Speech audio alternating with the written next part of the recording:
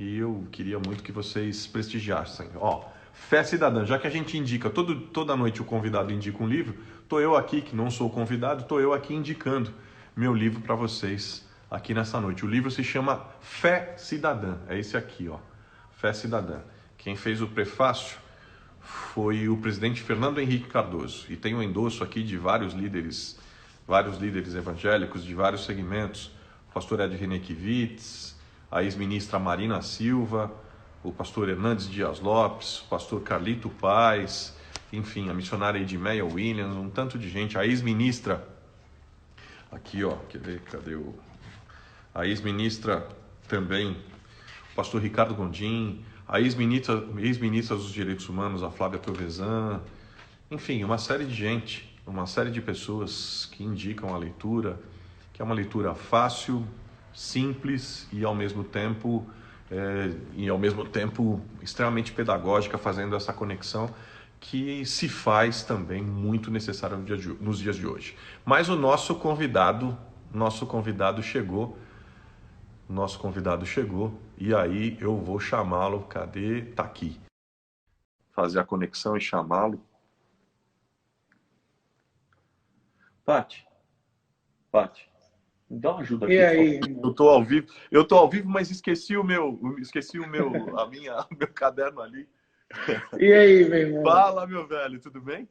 Beleza, cara. Eu tava aqui te ouvindo bem, mano. Ó, eu ficava aqui te ouvindo do livro. Eu não Eu vi tô que você aqui. tinha chegado, eu tava falando, bom, já que ele não chegou, vou fazer o merchan aqui. Eu Vou fazer... gostei, eu ia ficar ouvindo, mano. Eu não vi você chegar. De boa, de boa. Tamo junto. E Cara, aí? muito bem-vindo. Ah, Alessandra, querida, um beijo pra você. Um beijo pra você. Escuta, é bom demais te ter aqui, viu, velho? Bom Prazer, demais. irmão. Tamo junto. De verdade. Prazer grande. Terminar o dia aqui é muito bom. Não, Leve, pra mim é uma baita sensacional. honra. Tamo Fala uma junto. coisa. Pessoal, para quem Diz não aí. conhece, vou apresentar aqui o nosso convidado. A gente podia, na verdade, aliás, a proposta das lives que eu tenho feito, para além do debate, da discussão, que a gente pincela, mas é uma proposta de humanizar, de trazer Gostei muito. histórias de gente como a gente.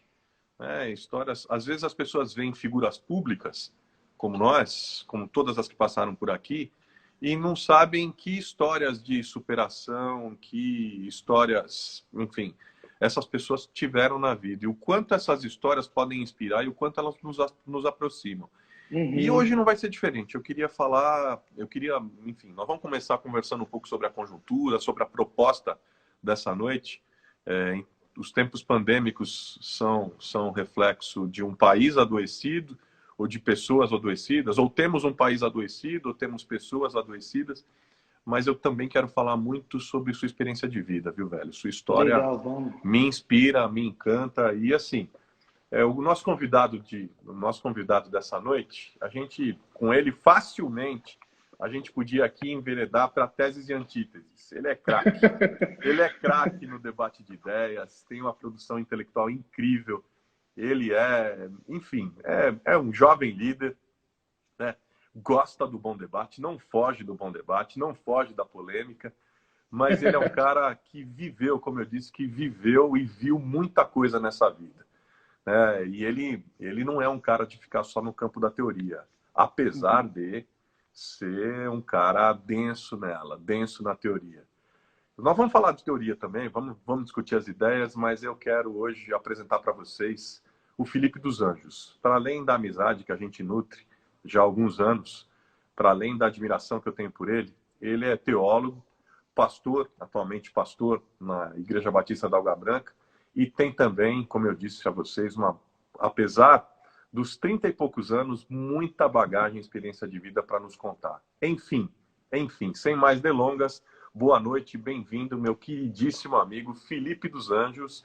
E aí, velho, eu quero perguntar para você o seguinte: você veio do Rio para São Paulo, Isso.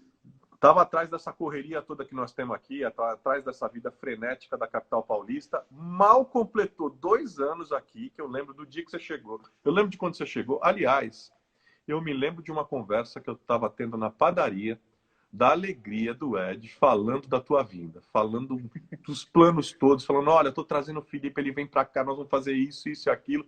Cara, já se passaram quase 2 anos. Mas é o Sim, seguinte, e de repente, você sai, vem para cá na busca da correria e de repente se vê confinado em casa. Como é que sim, tá sendo? Como é que tá sendo isso para você, velho? Aliás, você é um cara que não pode nem se arriscar, tá saindo por aí, né? exato. Então, irmão, primeiro agradecer por esse tempo, um prazer estar aqui contigo. Como eu costumo dizer, é um prazer obeso estar aqui contigo. É muito mesmo, assim, de partilhar, de construir, de pensar juntos. É um prazer mesmo, especialmente por essa proposta, né, que desvia um pouco a atenção da imagem pública, da imagem política e busca essa profundidade, essa relação que eu acho super saudável para os tempos que a gente está vivendo, aproximar pessoas, conectar histórias com histórias, né? Para sair dessa blindagem aqui do perfil. Então, prazer estar aqui contigo, especialmente por isso. E é isso, eu venho de São Gonçalo, do Rio de Janeiro, onde eu vivi a minha vida inteira, praticamente, até me mudar para cá em 2017. Aí, quando as coisas estavam engrenando, vem a pandemia do Covid, pega a agenda do ano de 2020 e joga para o alto, assim, ou então transforma essa agenda em lives, que foi o que eu fiz até agora, né? Transforma essa agenda em lives e textos. E, e agora, cara, eu tô vivendo essa experiência aí da quarentena, eu acho que muito intensamente. Eu acho que eu estou trabalhando mais do que eu trabalhava antes. E esse formato aqui da live, tal, esse modo de atenção aqui, ele é super cansativo, né, cara? Sem Você ficar dúvida, velho. fazendo, olhando aqui e tal, tenso, isso aqui é super cansativo. E eu estou fazendo aí, desde das primeiras semanas da pandemia, fazendo vários formatos, assim, tanto entrevista, quanto estudo bíblico, quanto pequeno grupo, atendimento, escutando pessoas por aqui, pregações, participando de lives de outras igrejas, outras comunidades. Então, cara, eu diria que até hoje foi super intenso essa experiência de quarentena e produtiva também, porque eu estava com vários conteúdos que eu tinha escrito para transformar em artigo ou livro, que estavam assim meio que guardados, né, nos últimos anos aí. E aí quando a gente entrou em quarentena, que a gente apresentou projetos para a igreja para desenvolver conteúdos aqui na internet, eu falei, eu vou pegar esses textos que eu tenho guardado e vou dar uma estruturada neles para compartilhar aqui com a galera. E aí eu iniciei segunda, quarta e sexta, no formato de estudo bíblico ou de estudo teológico, e tenho feito direto desde então. E graças a Deus tem uma galera que inclusive está aqui também, que tem me acompanhado lá e tem sido muito bom, assim, construir juntos. E E você o que tá eu direto tenho em casa, você tá direto em casa. direto, direto, direto, Nem sem pensar em sair, né? nem pensar em Questão de sair, saúde e tal, não dá nem pra. Você não exatamente. pode nem brincar, né, Então, velho? eu estava me preparando para fazer uma cirurgia antes da Covid, Eu lembro que você tinha e, comentado comigo. e que eu ia ficar uns 3 meses assim afastado. Mas eu fui fazer os exames pré-operatórios e aí a minha imunidade estava muito ruim. A insulina muito baixa e a glicose no limite. Aí o médico descobriu que eu tenho um problema chamado resistência insulínica, que me coloca numa posição crítica para essa pandemia do coronavírus. Inclusive, aí ele cancelou, suspendeu tudo e falou: olha, a minha insulina estava 21%, um negócio assim, que é muito abaixo do Sim. normal. Ele falou: olha, você fica em casa, você nem ousa sair e tal. E aí eu estou em casa direto e tenho produzido essas coisas, irmão. E aí é o seguinte, eu tenho percebido que voltar a atenção para esses conteúdos, para esses textos, para isso tudo que eu vinha guardando há um tempo e não tinha tido a oportunidade de partilhar, foi muito bom, inclusive, para eu reencontrar alguma coisa em mim, ou para eu me reencontrar com um perfil do meu ministério, e foi importante também para eu cuidar da minha ansiedade, assim. Porque se eu ficasse vendo o tempo passar e Não, não, claro. e não trabalhando nessas questões, eu acho que invariavelmente eu entraria numa Ó quem tá experiência de dando ansiedade que tchauzinho, eu... porque tem Ah, a uma fã, Jéssica aí, ó. tem a presidente do seu fã-clube tá aí. A Jéssica aí, dando tchauzinho. Jéssica tá lá no Rio, cara. Ah, não Jéssica foi pro creio. Rio essa semana. Essa semana a mãe e o pai dela... O pai dela tá internado com a Covid já tem um Puxa, tempinho já. E a puxa. mãe dela também pegou. E essa semana piorou muito, assim, muito rápido. Aí a Jéssica foi para lá, ficar com a mãe dela. Então, foi Puxa. ontem, mas parece que tem uma semana que eu fiquei. Ficou eu e a Lara hoje o dia inteiro aqui, fazendo live, cuidando da Lara, fazendo live, cuidando da Lara. Foi uma loucura, mas sobrevivi. Agora, por exemplo, ela está dormindo, a gente fica Pode mais tranquilo para conversar. conversar. Exatamente. Felipe, Mas é isso, mano. a gente está assistindo o nosso país aí com números oficiais de óbitos por Covid-19 que já Uhum, superam os da China. uhum, As mortes de profissionais de saúde no Brasil já ultrapassam os registros da Espanha e da Itália. sim, E a gente não tem ainda outro meio de evitar a doença a não ser nos expondo menos aos riscos, que é o que a gente está conversando aqui, isso. a não ser nos distanciando e ficando em casa. Em meio a tudo isso, ou, ou apesar de tudo isso, a gente parece que não está sendo capaz de dialogar. Uhum, Tirando aí esse binarismo estúpido em que a gente está vivendo, essa polarização burra, que está contaminando até o coronavírus com tinta ideológica e tinta política, sim, uhum. na sua opinião, e aí é o nosso tema da noite, o país da gente adoeceu ou a gente tem um grupo ruidoso de doentes? Olha, se a gente fosse enquadrar todo esse momento cultural que a gente está vivendo dessa perspectiva, digamos assim, da patologia, né?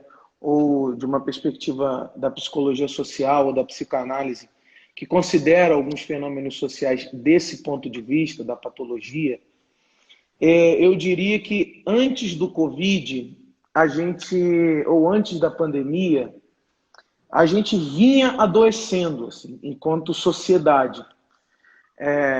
Enquanto sociedade de maneira ampla, porque, inevitavelmente, esse contingente mais adoecido, mais violento, mais odioso, ele consegue entrar numa relação de transferência assim, com o corpo macro da população e acaba afetando todos e todas nós. Seja gerando uma identificação em outros, por, uma identificação com esse movimento mais protofascista, mais alguma coisa desse tipo, autoritário, seja frustrando e deprimindo aqueles e aquelas que acreditam em outro modelo de sociedade. Então, de maneira geral, todos e todas nós acabamos sendo enredados por esse clima ou por essa depressão política que e todas nós entramos, pelo menos desde a campanha eleitoral de 2018. Pelo menos. Então, eu acho que nós vínhamos num adoecimento, a gente vinha saltando níveis de depressão ou aprofundando níveis de depressão política e social, adoecendo a nossa capacidade de interação, adoecendo a nossa capacidade de reflexão, adoecendo a nossa capacidade de compreensão do outro, das diferenças.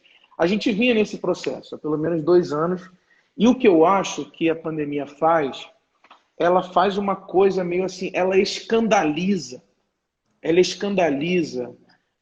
afetos, ela escandaliza opiniões, percepções, visões de mundo que conseguem adensar ainda mais. O que a gente já achava ruim em 2018, o que a gente achava bizarro em 2018, se agrava muito diante, por exemplo, daquela entrevista da Regina Duarte ontem. Né?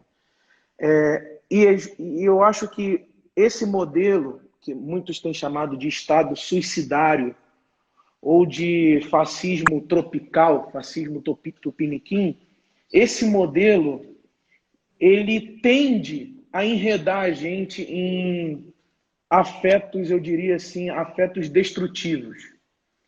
Inclusive, a Eliane Brum publicou um artigo já deve fazer um ano mais ou menos.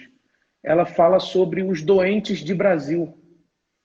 A quantidade de pessoas que no pós-2018 entrou num mal-estar com as suas próprias ideias, no mal-estar com seus próprios valores, no mal-estar com a igreja, no mal-estar com a religião, no mal-estar com o mundo evangélico. E tudo isso, todo esse mal-estar, ele é exponenciado ou ele é potencializado por esse pequeno grupo de digamos assim, de fascistas profissionais ou convertidos ao fascismo mesmo, que vai arrastando os afetos da população e da sociedade para um campo extremamente perigoso, para um campo extremamente adoecedor. Então, esse texto da Eliane Brum, ele é muito bom para pensar isso, ele é muito bom para pensar o Brasil do ponto de vista da patologia do social, da patologia do político, que é quando o corpo de uma sociedade passa a produzir um regime de discurso e um regime de afeto que vai comprometendo todos os modos de relação. Então pense que de 2018 para cá, a gente viu pessoas que a gente amava ou que ama pronunciando coisas assim inimagináveis. Aí, ainda que a gente seja contrário a esse pequeno grupo que vai arrastando a sociedade, ele está afetando a gente, indiretamente. Porque a gente pensa assim, meu, como é que essa palavra saiu da boca da minha mãe? Como é que essa palavra saiu da boca do meu irmão? Como é que essas pessoas que foram criadas comigo estão me mandando esse vídeo aqui no WhatsApp? Então, tanto quem está engajado, quanto quem está perplexo do lado de fora, as pessoas elas vão sendo vinculadas num afeto extremamente destrutivo, assim. E aí, por exemplo, a gente vê comunidades de fé rachando.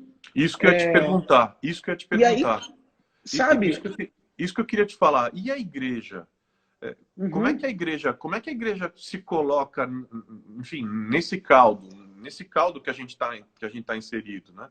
Qual que é o papel da igreja nessa conjuntura de tanta hostilidade, de tanta cisânia, de tanta polarização, de tanta divisão? Qual é? vê só que coisa interessante, né?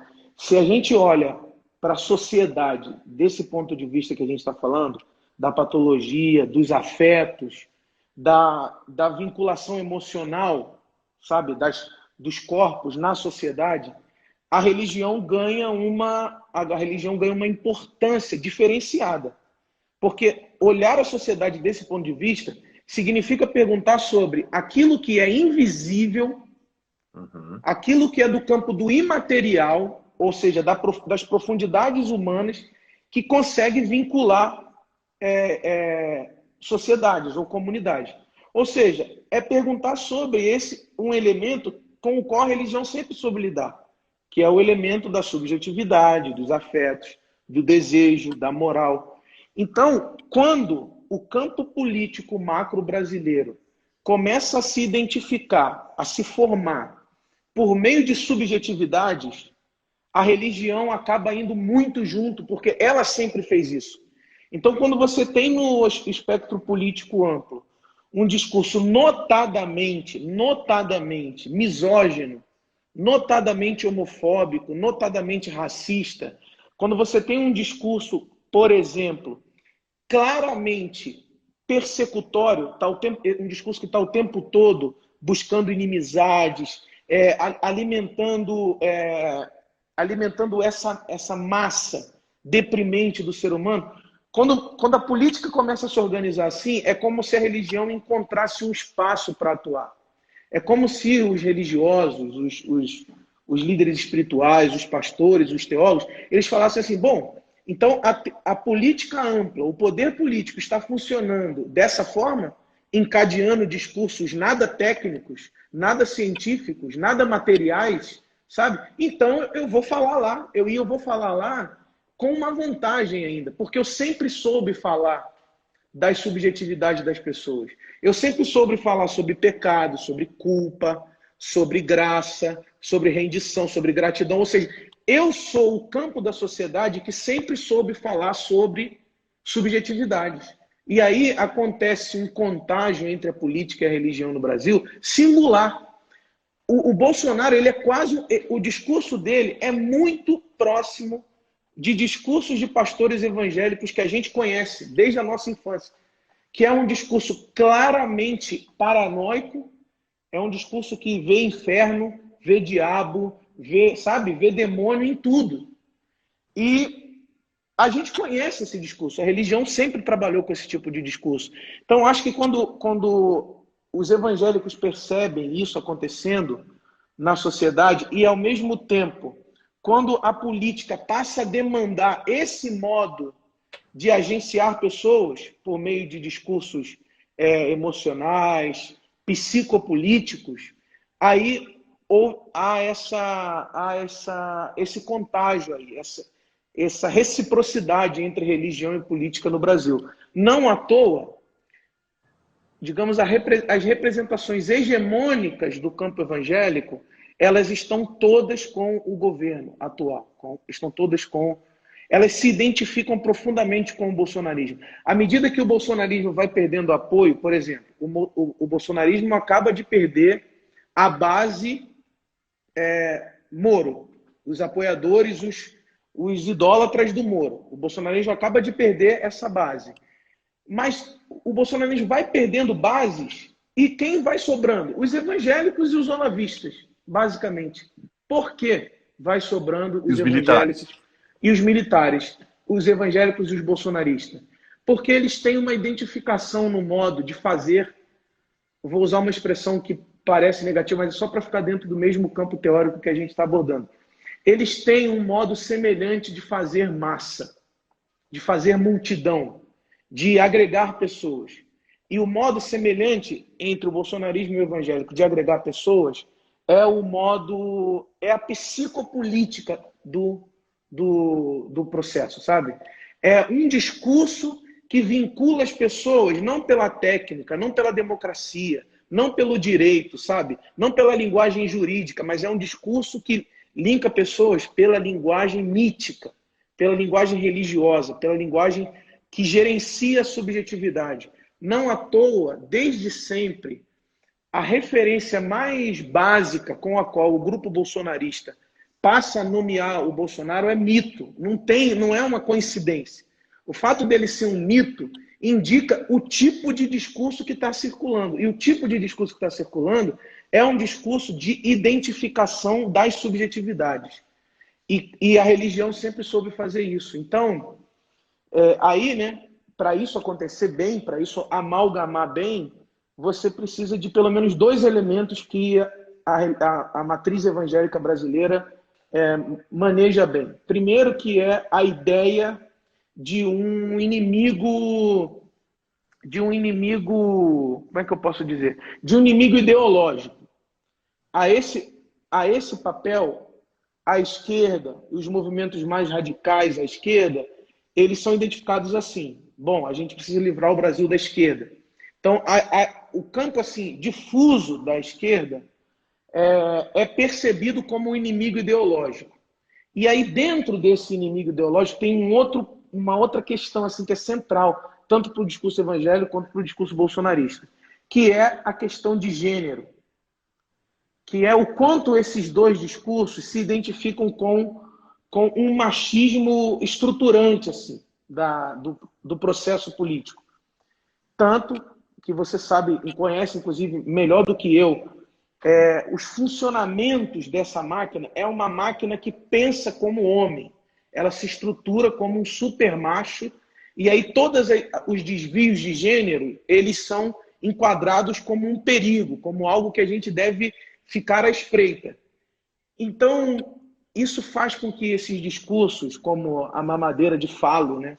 A mamadeira de falo, como esses discursos machistas, esses discursos homofóbicos, eles funcionam bem. Por quê? Não é só porque é um discurso homofóbico. É porque é um discurso que atinge diretamente a produção de subjetividade da sociedade. Se a gente quisesse usar um termo mais psicanalítico, é um discurso que conecta ao desejo de cada indivíduo.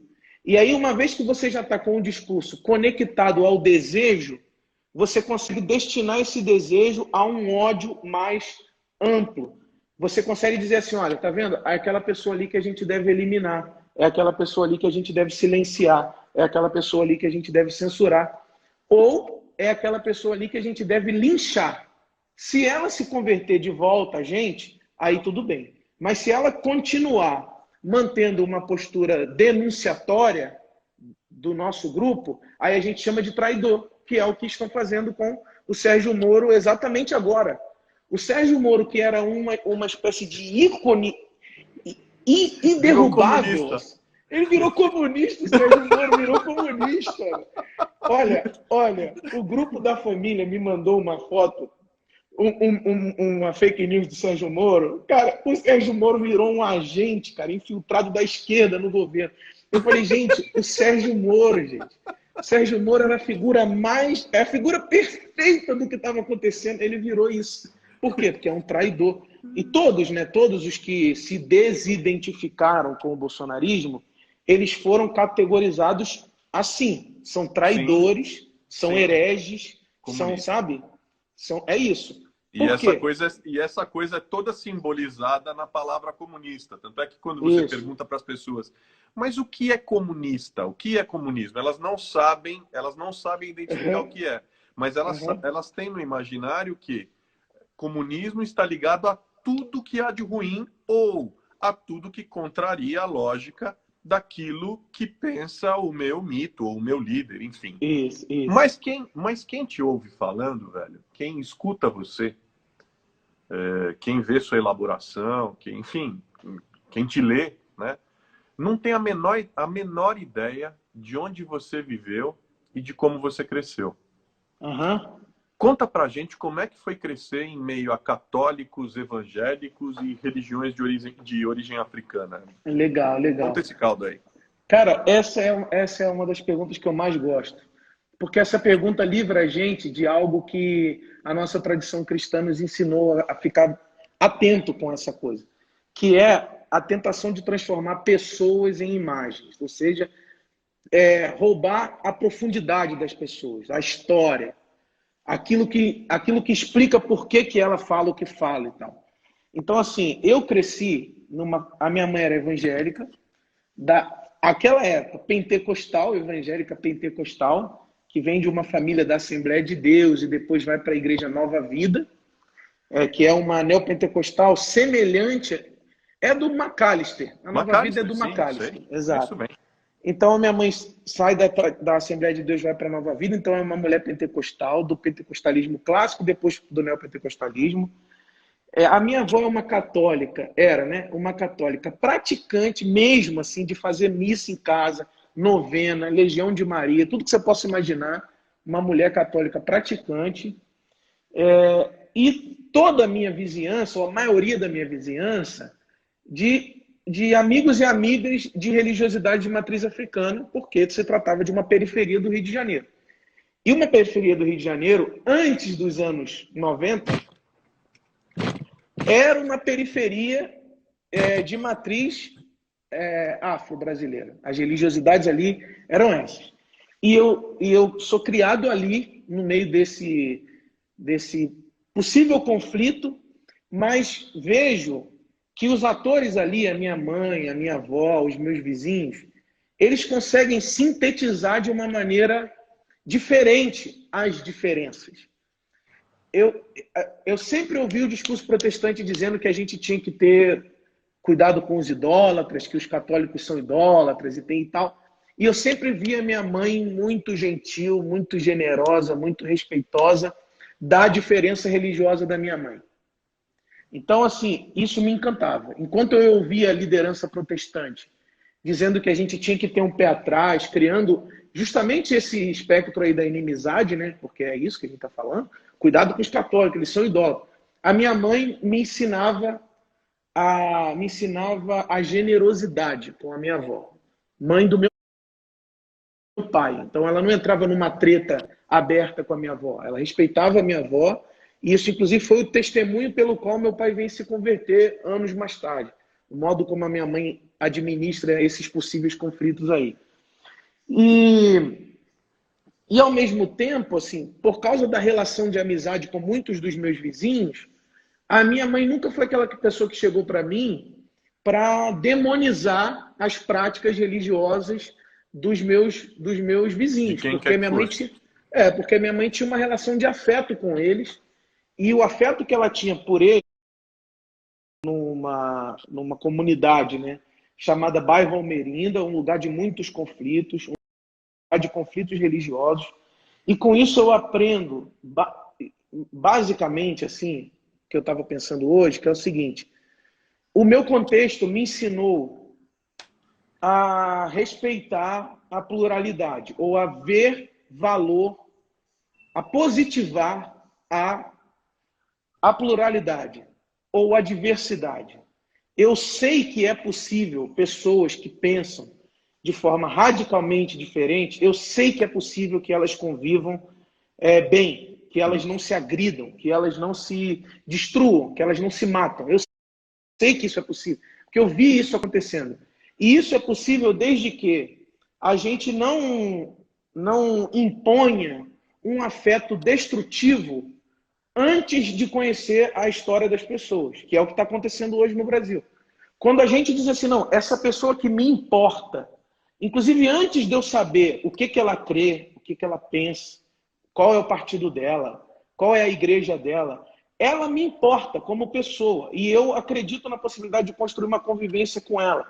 Quando a gente, antes dos rótulos políticos, antes dos rótulos religiosos, a gente põe um afeto construtivo, a gente põe um afeto generoso entre a relação, isso é produtivo para o bem. Ou, se a gente quiser uma outra expressão, isso é produtivo para a democracia, porque a Claro. democracia pressupõe a capacidade dos agentes ou dos atores se implicarem um na vida do outro de forma respeitosa, de forma pluralista, de forma secular, inclusive.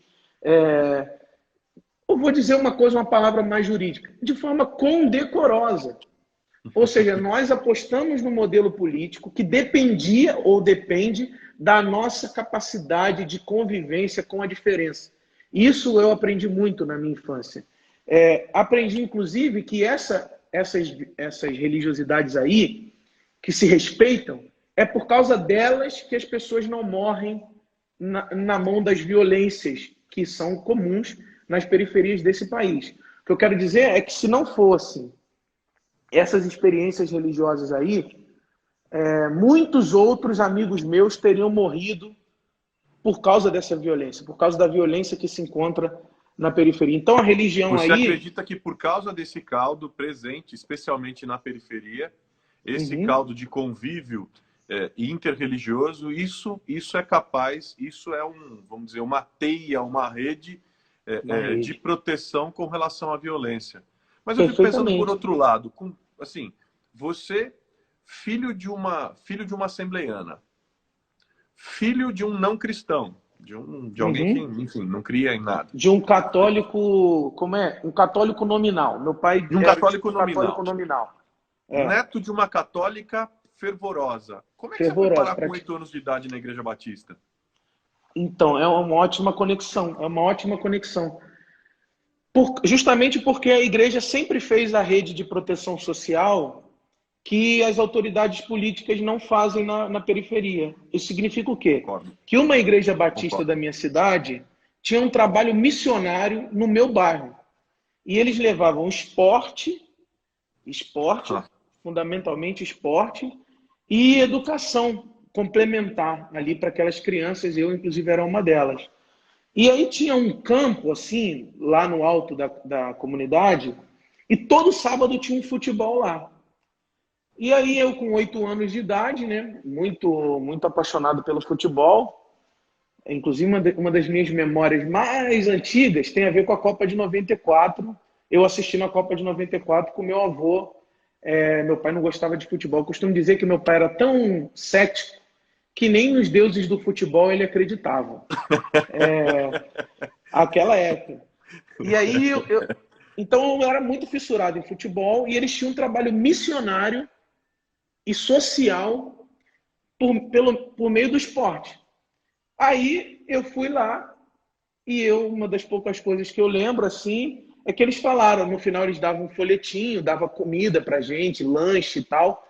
E olha, vai nesse horário aqui na igreja porque essa galera que tá aqui se reúne lá nesse horário. Aí eu falei para minha mãe, mãe, eu quero ir na igreja batista. Aí ela falou, não, mas como é que você vai para a igreja batista? Você é uma criança, cara. Você tem 8 anos de idade, você quer ir numa igreja batista?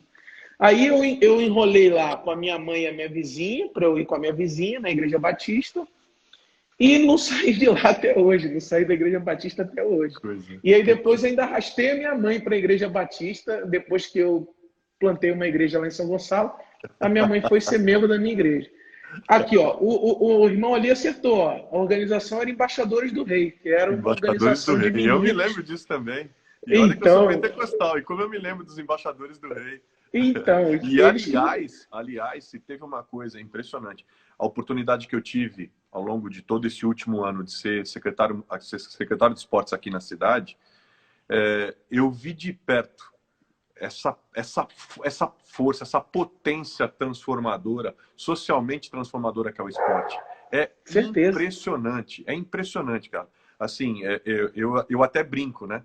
Eu saí da secretaria, eu brincava, eu falava assim, olha, eu sou cristão, eu acredito na potência transformadora, nada substitui a potência transformadora do Evangelho de Jesus na vida das pessoas, mas olha, a potência transformadora do esporte e da educação, e quando Certeza. eles andam juntos, então, é Perfeito. avassalador. E como isso é Avassalador. subestimado. Aliás, isso Uhum. devia ser fruto de um outro debate só disso aqui. Só de Mas, exato.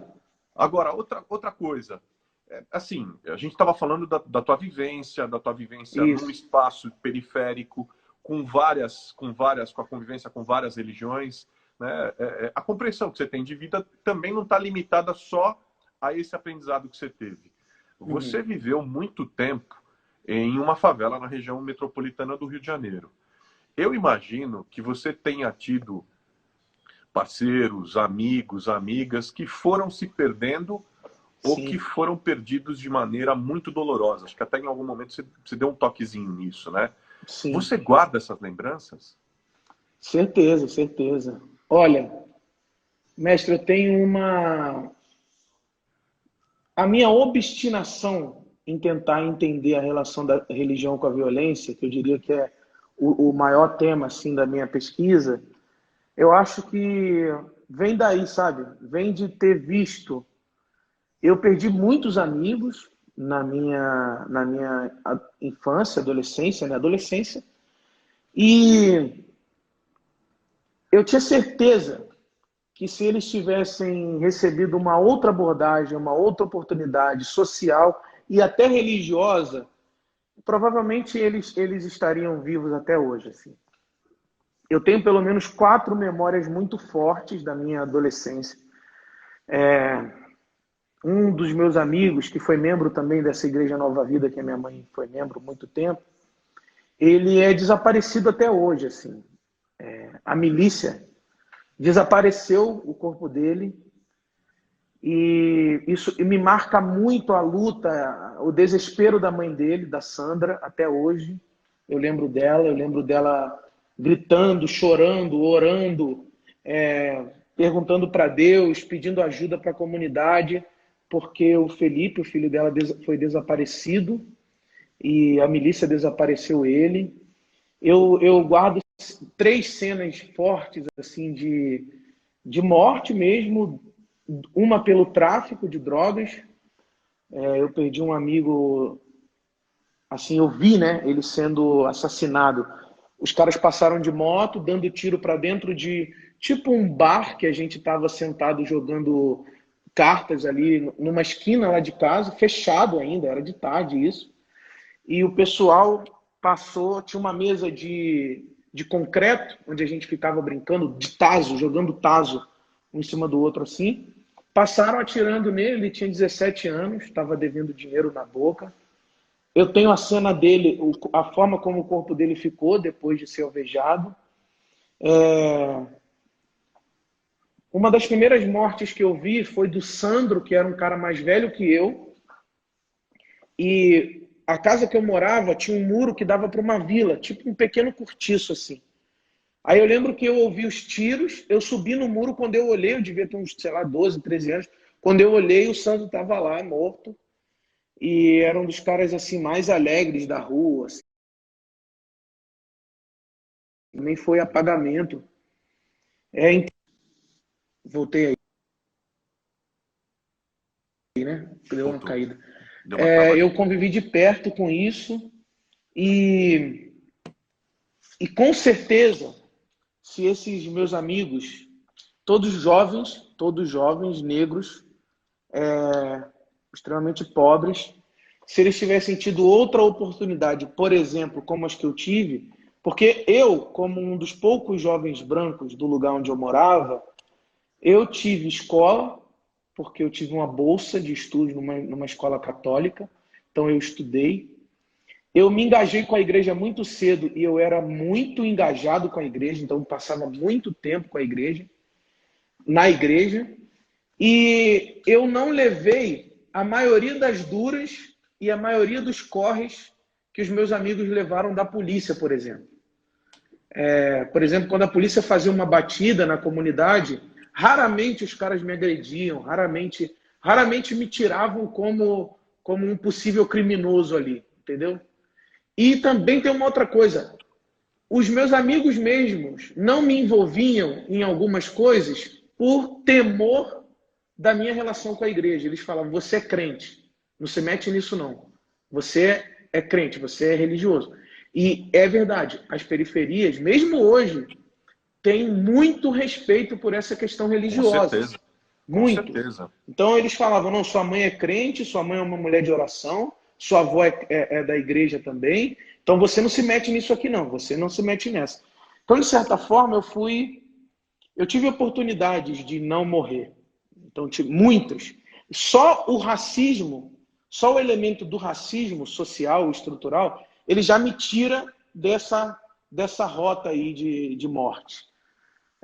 Então, e a igreja faz essa rede na periferia, né, cara?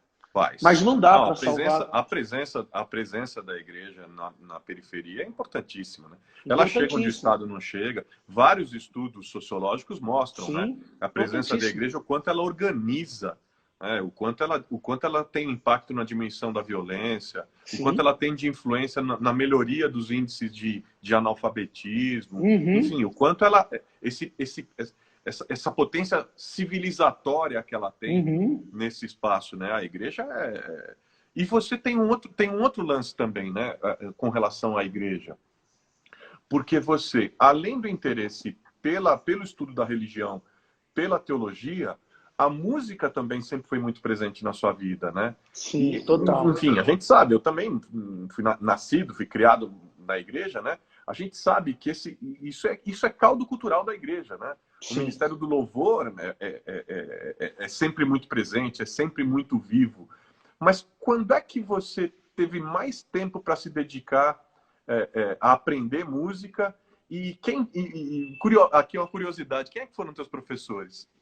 Então, cara, foi assim. Eu sempre gostei, claro, da música, mas na minha adolescência eu passei por diversas cirurgias no quadril, né? A galera que me conhece sabe que eu tenho esse problema aí no quadril. E eu passei por diversas cirurgias na minha adolescência, 7 ao todo. E em várias delas, o tempo de recuperação eram 6 meses, 7 meses, deitado numa cama. E aí vem a igreja de novo, né? Aí sempre tinha alguém, algum jovem, algum amigo, algum conselheiro de embaixador do rei, algum amigo mais velho, que catava alguma coisa para eu distrair o meu tempo lá. Então, por exemplo, a primeira vez que eu operei, eu tinha 12 anos, eu tinha um amigo que ele ia toda semana lá para casa, ele comprava revistinha de cifra na banca de jornal, afinal de contas, eu não sou um nativo digital, né? Eu conheci o mundo pré-revolução da internet. Então eles compravam as revistinhas que tinha cifra, tinha a música do Capital Inicial e tinha cifra para você aprender a tocar. E ele ia para minha casa várias vezes por semana para me ensinar violão, para eu passar aquele tempo ali de recuperação. Então, assim, além de ser um elemento terapêutico para uma pessoa que está numa cama por 7 meses, tem um elemento aí de uma oferta, um tipo de cuidado social para uma pessoa em vulnerabilidade que é muito difícil outra instituição empreender. Quem vai entrar na casa de uma pessoa que está Claro, acamada claro, com confiabilidade, com claro. afetividade, é um irmão na fé. E é isso. Então, os meus conselheiros de embaixada, os meus amigos de igreja, eles iam lá, eles me ensinavam. Então, eu aprendi os instrumentos nessas muitas cirurgias e ganhei, assim, um prazer, uma paixão mais específica pela guitarra. Fiquei bastante tempo da minha vida fazendo louvor, cantando e tocando. E assim, um outro aspecto que eu queria pontuar na sua fala é não há estrutura de cultura, de arte produzida e promovida pelo Estado em territórios periféricos no Brasil até hoje. Quem está lá fazendo cultura acontecer, fazendo arte acontecer, fazendo assistência social acontecer? A igreja. A igreja está lá. É fato. Então, assim, a música é um processo terapêutico muito importante para mim. Até hoje, assim, quando eu me mudei para São Paulo e eu me peguei numa aceleração descomunal, eu voltei, eu recuperei essa minha... Isso que sempre foi um elemento marcante da minha vida, mas assim que eu cheguei em São Paulo, meu, tem um monte de profissional, artista, mega, na igreja, não vai ser eu que vou tocar violão e cantar igual eu fazia na minha igreja de São Gonçalo. Então eu fico encostado ali no banco. E aí quando eu percebo que isso faz uma falta brutal, eu falo assim, não, tem que inventar um jeito de voltar a fazer música e tem que inventar um jeito. Cara, e você manda montei muito uma bem, banda pô. lá, mano. Já te Montei vi uma na banda. Paulista. Exato. Você Cara, mó manda doideira. muito bem. Montei uma banda com uns amigos aí que toparam, uma doideira, inclusive estou com uma saudade gigantesca deles. E a gente voltou a fazer os worship lá na rua, uma vez por mês na Paulista. E é tipo assim, é isso que eu vou dizer mesmo. A gente começou falando isso, eu vou falar mais isso uma vez. Passa pela espiritualidade diversos vetores que constituem a existência pessoal e social. As nossas existências pessoais e sociais.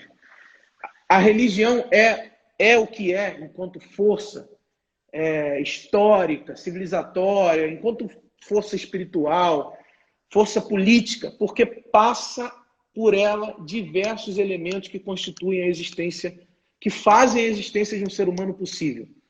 Desde um cuidado terapêutico individual como esse, de ter alguém na minha casa para me ensinar a tocar violão, num período que eu passei como adolescente 7 meses deitado numa cama, desde isso até a sua posição, por exemplo, como um político que tem um mandato, que constrói política pública. Essas duas pontas, a religião sabe articular elementos de uma ponta a outra. Então é uma força de construção de sujeito, de construção de sociedade, que eu acho que, inclusive, a democracia ainda não aprendeu a lidar com ela. Por isso tanto conflito, por isso tanto... Então, assim, eu diria que determinante é a minha paixão pela música. Aí, vê, música passa na religião, pintura, escrita, desejo de pesquisa, tudo isso que eu carrego assim e tenho paixão por fazer, passa por como a igreja interviu positivamente, eu diria, salvificamente na minha vida. Assim. Não, Então, tua história é incrível. Aliás, esse testemunho é incrível das possibilidades inimagináveis da igreja, né? Da presença da igreja, da presença do evangelho. Mais o papo da gente, ó, tá ótimo, voou, velho, voou. Voou, meu. E nós vamos fazer o momento aqui que o pessoal mais curte, que é o Sim. Pinga Fogo. Você Olha falou aí. da tua história, a gente falou um pouco do país, falou do que está acontecendo, e aí vamos de Pinga Fogo. Nós vamos ter aí, sei lá, acho que nós vamos ter, pelo que eu estou vendo aqui, mais ou menos, nós vamos ter uns 5, 7 minutos, e aí a gente vai dar uma desligadinha, volta, até porque tem uma surpresinha no final, que eu sei que você está preparando também, e nós vamos... Ih, tem que catar o violão, pode crer. Na hora que a gente desligar, você pega. Beleza. Mas vamos pro Pinga Fogo. Bora lá, bora lá, bora lá. Na luta contra a escravidão. É óbvio que eu ia te perguntar isso, né, velho? Você fica com Wesley ou com Wilberforce? Cara, olha, eu fico com o Wesley por causa do elemento carismático da luta contra a escravidão. Que eu tenho, assim, eu sou muito fã do John Wesley, cara. Eu também. Por mesclar esses dois. Eu É também. tipo, o Wesley é a minha mãe e o meu protestantismo, sabe? Juntos. Aliás, uma coisa, né? O Wilberforce é o reflexo da presença dessa igreja do evangelho Sim, na vida dele, né? exatamente, A ação exatamente. dele no parlamento inglês se dá por causa do Sim, discipulado do Wesley, por causa da exatamente. influência direta dele, né? Boa, boa. Perfeito. Eu fico René com Padilha carinho. ou Henrique Dussel? Hoje o Henrique Dussel. Por Algum quê? dia eu te respondo. Hoje o Henrique Dussel. Antigamente eu te responderia o René Padilha, mas a obra do Henrique Dussel, inclusive, sem ela, o René Padilha não faria o que fez, assim. Porque o Henrique Dussel fundamenta filosoficamente, historicamente, a maioria desses teólogos da missão integral e da libertação na América Latina. O grosso, Olá. digamos que o grosso da obra é o cara que Já, faz. então, a gente estava falando. Vamos voltar, vamos voltar. Ó, o Kleber de Santos dando um abraço pra gente. Abraço, Kleber. Beto Lemos, todo mundo cumprimentando, Júnior, enfim, valeu. Bonhoeffer ou Mandela? Bonhoeffer. Por quê? Ainda mais hoje. Ainda mais Olha hoje. ele ali, ó. Olha ele olhando pra nós ali, ó. Algo... Ainda mais hoje. Hoje é Bonhoeffer, com certeza. Jung Mossung ou Moltmann? Cara, eu vou ter que falar o Jung, cara. Não tem jeito. Vai que ele assiste daí. Evangelho Social ou Teologia da Esperança? Evangelho Social. Por quê, hein? Porque a teologia da esperança, a menos que seja do Rubem Alves, mas a teologia da esperança ainda é muito eurocêntrica, ainda é muito conceitual. Eu acho que o giro político e o giro antropológico que o Evangelho Social dá, especialmente quando ele ganha popularidade no Luther King, é mais interessante para pensar a nossa conjuntura, a nossa realidade, do que a teologia da esperança, que ainda é muito filosófica, ainda é muito conceitual, muito abstrata. Ó, o Mikael te provocando. Pensadora preferida? Pensadora preferida, Judith Butler. Ah. Teologia Essa é polêmica. Teologia eu vou ser crítico, então. A teologia é feitiçaria com o nome de Deus.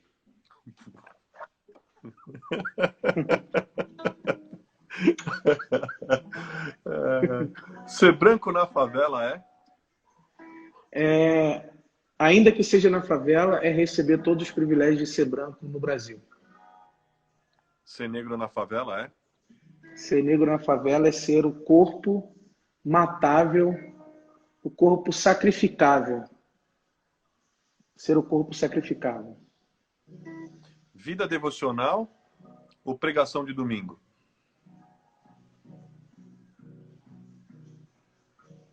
Olha, a pregação para mim, não precisa ser de domingo não, mas qualquer uma.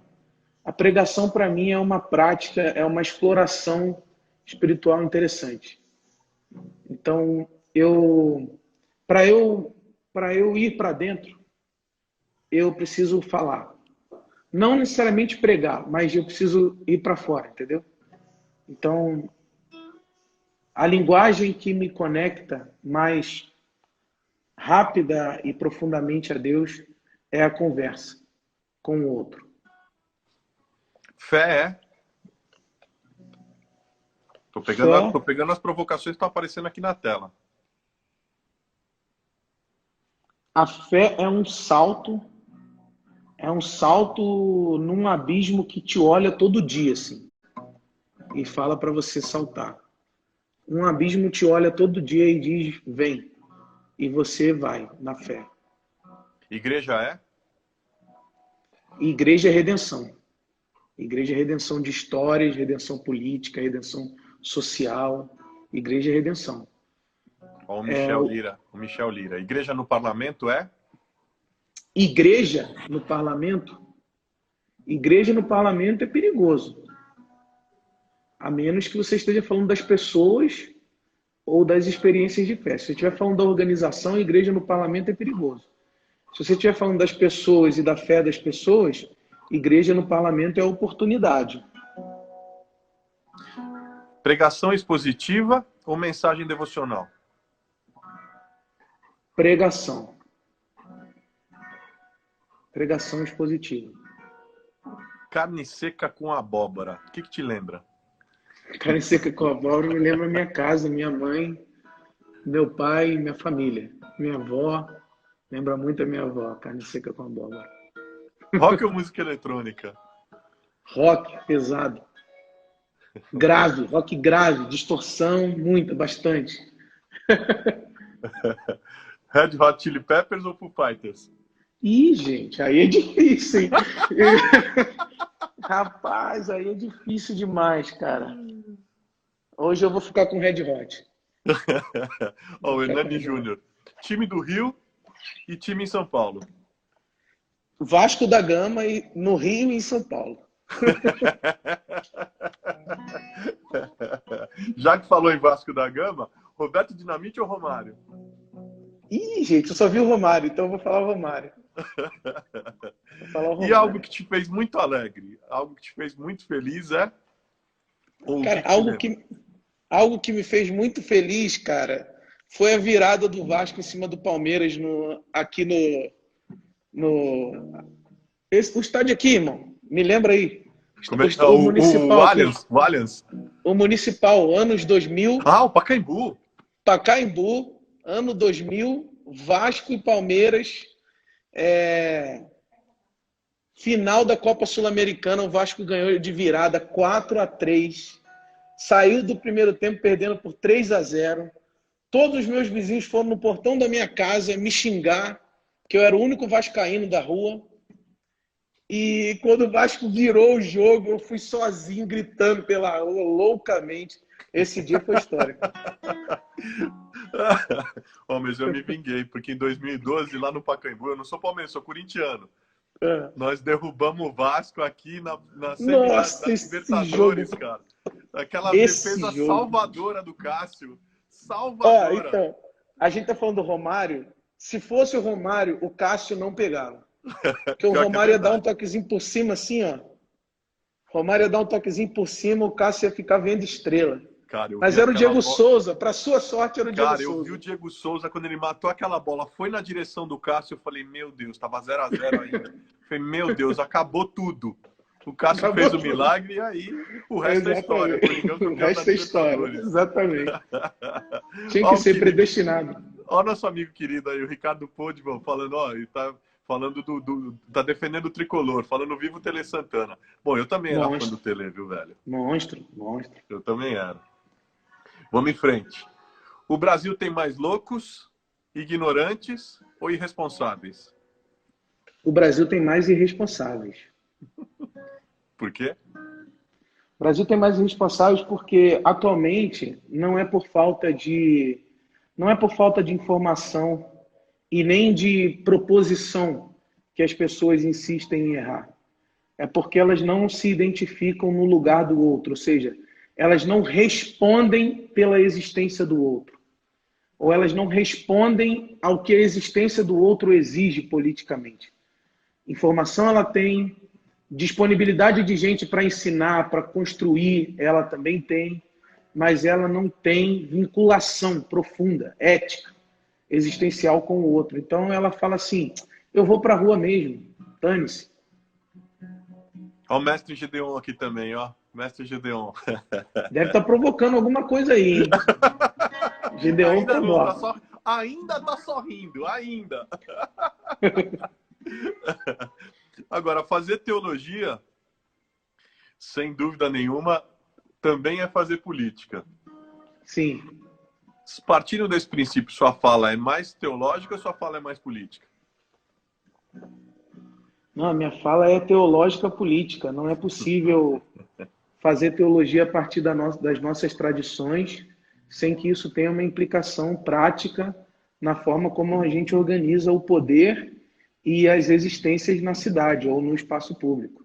Impossível falar de Jesus, dos profetas, de crucificação, de ressurreição, do apóstolo Paulo, das comunidades que o apóstolo Paulo plantou, sem que isso represente um impacto decisivo nas formas de vida, sejam elas pessoais ou sociais. Ser pai da Lara é? Ser pai da Lara, cara, é uma experiência com o reino de Deus, assim. Porque a Lara foi uma das poucas coisas, uma das poucas experiências na vida em que nenhuma palavra me vinha à boca, assim. Eu não sabia o que falar sobre ela. Era só encantamento e medo. Medo de que aquilo ali acabasse. Medo de que eu não pudesse viver aquilo ali para sempre, assim, sabe? Então a eternidade estava ali, na minha frente. Ser protestante ecumênico é? Ser protestante ecumênico é lutar contra a tirania de todas as formas. Nenhuma forma histórica pode subjugar a existência humana. E quando ela faz isso, ela alça a posição de idolatra. E aí o protestante grita, ele diz que não é possível. As coisas últimas, as coisas mais importantes, as coisas mais definitivas, elas dizem respeito a Deus e somente a Deus. Todas as outras coisas estão no andar de baixo. E quando uma coisa do andar de baixo ascende, ela é idolátrica, ela é tirânica, e ela tem que descer de lá. Isso aí é protestante. Alienação é? Alienação é uma categoria, é um conceito que não dá conta mais de compreender a complexidade das relações sociais no mundo hoje.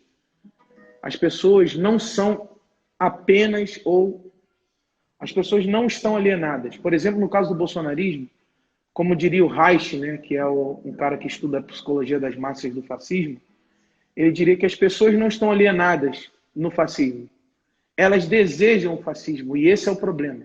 Entender por que elas querem um modelo político que ri prazerosamente da morte, como fez ontem a Regina Duarte.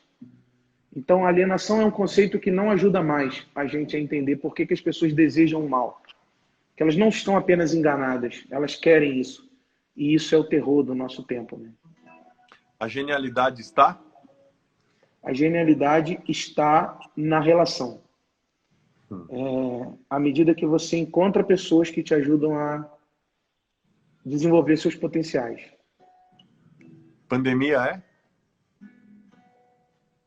Pandemia é oportunidade. Oportunidade de decidirmos algo ao nosso respeito. Oportunidade. Um filme ou uma série?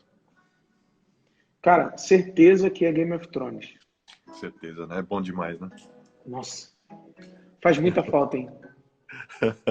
E um filme? Um filme, cara. É difícil, eu vejo mais série, mas eu vou dizer. Um filme eu vou dizer Interestelar, por causa do conceito de tempo que trabalha ali naquele filme. Eu sou fissurado nesse conceito de tempo que o filme trabalha. O tempo como um lugar, né? Isso é muito reino de Deus na minha cabeça. Um livro. Difícil pra caramba, um livro. Cara, um livro é muito difícil, mas eu vou dizer Teologia da Libertação do Rubem Alves. Um personagem bíblico que você gostaria de ser por um dia?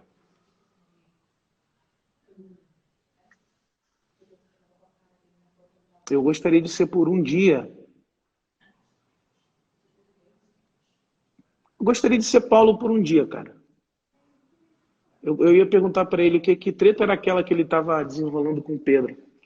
Eu sou curioso com essa treta aí. Onde ele queria chegar com essa treta?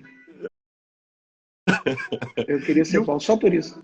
E um personagem bíblico que você não queria ser de jeito nenhum, que você jamais queria ser? Eu jamais queria ser, cara. Eu jamais queria ser o Nicodemos, cara. Porque eu jamais queria ser o cara que é medroso daquele jeito, de se encontrar com Jesus escondido da galera. Eu jamais ia querer ser um cara assim. Um episódio bíblico que você gostaria de participar, ou de ter participado. Ser a crucificação, com certeza. Eu ouvi Jesus perguntando para Deus por que ele desamparou ele lá. Essa é uma coisa que me assombra, assim. Aquela cena ali é muito... Eu queria estar ali. Queria ouvir alguma coisa depois dessa pergunta de Jesus. E um episódio bíblico que você não queria ter participado, aliás, que você jamais gostaria de ter participado ou de estar lá. Eu jamais gostaria de ter estado naquela cena em que Israel pede um rei para Deus. Eu jamais quereria ouvir aquele discurso que Salomão faz. Vocês estão errando feio, errando rude. Vocês estão pedindo um rei para Deus, vocês estão abandonando a Deus, isso não vai ser bom. Eu não gostaria de ser aquela sociedade ali, não. A sociedade que abandonou o sonho da liberdade que foi sendo construído desde o Êxodo para se abandonar numa monarquia que foi uma maior forma de idolatria dos tempos bíblicos, foi aquela ali. Bom, para fechar o ótimo papo, porque o tempo, enfim, o tempo nos impõe, vamos fechar com o Felipe, que é pastor, que é teólogo, que é doutorando em estudos da religião, que é pai da Lara, marido da Jéssica, mas que também é músico. Músico amador. O músico Felipe podia encerrar a noite de hoje de um jeito diferente. Como diria lá no Ratatouille, me surpreenda, Felipe, surpreenda.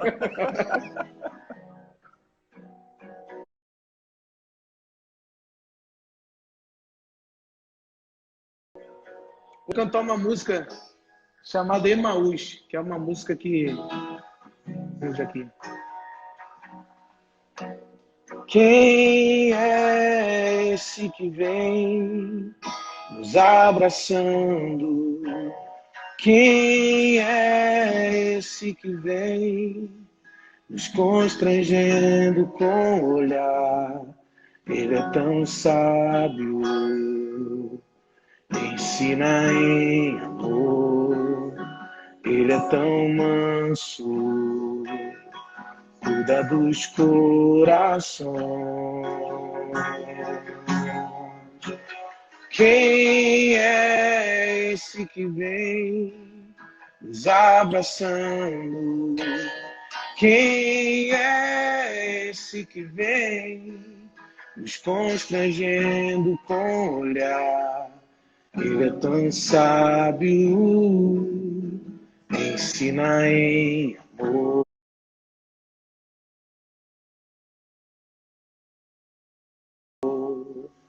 Ele é tão manso em casa e estar à mesa. Ele nos observa, sabe que o esperamos.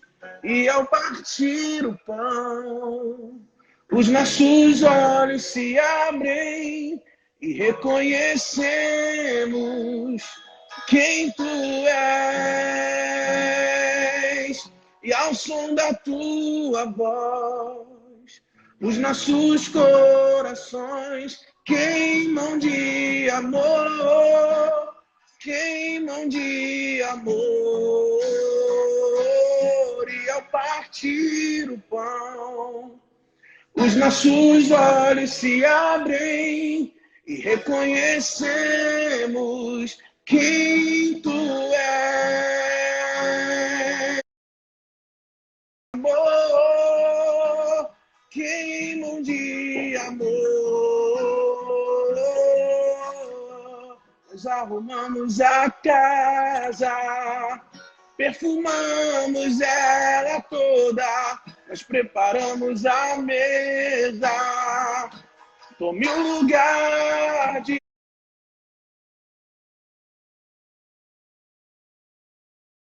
a casa, perfumamos ela toda, nós preparamos a mesa. Tome um lugar de honra. Oh, oh, oh, oh,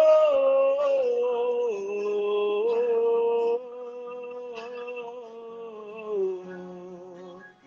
Ele entrou em casa e está na mesa.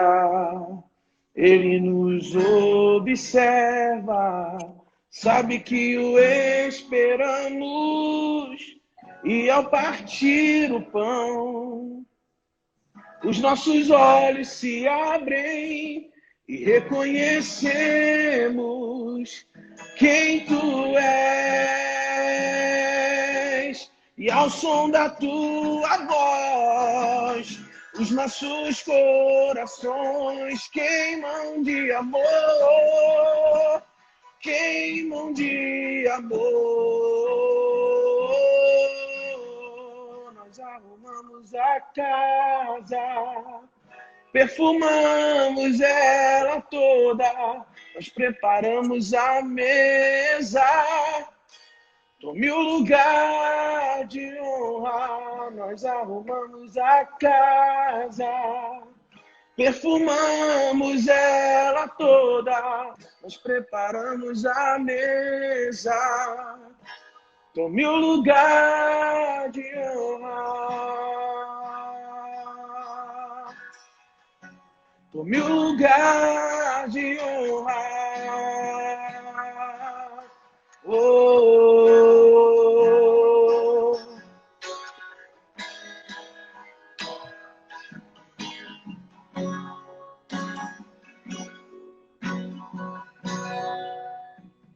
Falei que a gente ia mostrar o lado Emaús. B, mostramos mesmo. Você viu quem estava aqui? Tá falando que não sabia que você cantava.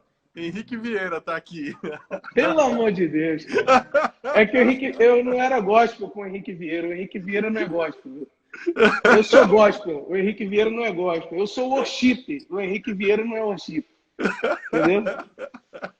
Essa música, cara, essa passagem, né, ali do Jesus e os discípulos no caminho de Emaús, é uma passagem importante nos últimos 3 anos da minha vida, assim. Então, eu queria partilhar com vocês essa canção. Chama Emaús, do Morada. Vale a pena, vale muito a É pena. linda, linda, linda. Vale muito Obrigado, a pena. viu, Felipe? Obrigado Eu que por agradeço, tudo. meu irmão. Obrigado pela humanidade transpirando por você. Obrigado por repartir com a gente tua história. Obrigado Eu que por agradeço. partilhar tanta passagem, tanta história, tantas passagens bonitas, experiências incríveis que você viveu. Obrigado pela história que inspira, pela superação, enfim. E obrigado por ser o cara que você é. Segue Tamo firme, juntos. velho. Segue Tamo firme, juntos. viu? Você tem Eu em que mim, agradeço, você carinho. tem em mim também eu tô me inscrevendo no seu fã-clube, tá? Pelo amor de Deus. Vamos só trocar ideia e ficar junto na mesma jornada. No mesmo caminho de Emaús. Pode ser nós dois, os discípulos. Pode ser nós dois. Velho. Tamo Tamo junto. junto. Beijo Deus te pra você, abençoe pra muito. Larinha, Muito, muito. pra Jéssica. Deus abençoe Amém. vocês. Deus abençoe todos vocês que estão com a gente aqui até agora. Se o Henrique tiver, Henrique, pô, aparece por aqui. Vou te convidar também, vou te arrastar aqui. Pronto, Vamos fazer pronto. um barulho. Pede pro Henrique cantar também. Pronto. Aqui é lugar do lado B. Olha ele aí, Ó, olha ele aí. Ele tá falando que também faz parte do seu fã-clube, Felipe. Canta um pagode aí, o Henrique. Canta um pagode na próxima. Você tem que cantar. Canta Aldir Blanc. Gente, segunda-feira a gente volta aqui. Temos um encontro marcado às 9h30. Quem vai estar com a gente? Missionária Edmeia Williams. Maravilhosa. Na terça-feira, o Kleber Lucas vai estar aqui conosco. Aí Então, sim. semana que vem promete.